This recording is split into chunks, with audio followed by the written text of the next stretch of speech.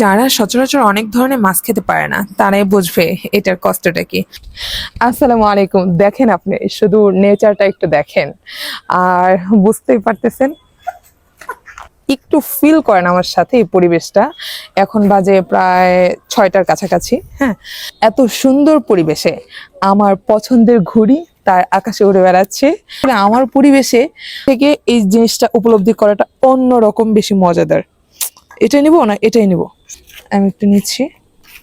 এখন হচ্ছে আমার পছন্দের একটা খাবার, কারণ আমি আর কিছু না খেলেও এই জিনিসটা খেয়েই মনে হয় ছোটবেলা থেকে আমি এত বড় হয়েছি। কারণ আমি একটু পাজি, একটু না একটু বেশিই পাজি।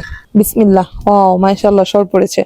হাতের কবজি যদি না ডুবে তাহলে আমরা কিন্তু এই ভাতটা খাই না। মানে আমার একটু বেশি পছন্দ। আচ্ছা, দুধ কলা ভাত, সরাত সরাত।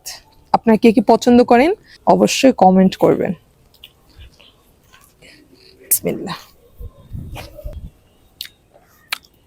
আলহামদুলিল্লাহ, কারণ শুধু এমনি লবণ দিয়ে দুধটা মাখায় খেলেও আর কি খুব বেশি ভালো লাগতো। তো আমি আরো মজা করে খাবো, এই ভিডিওটা কাট করে আরো মজা করে খাবো। আচ্ছা ঠিক আছে, ভালো থাকেন, সুস্থ থাকেন। আসসালামু আলাইকুম।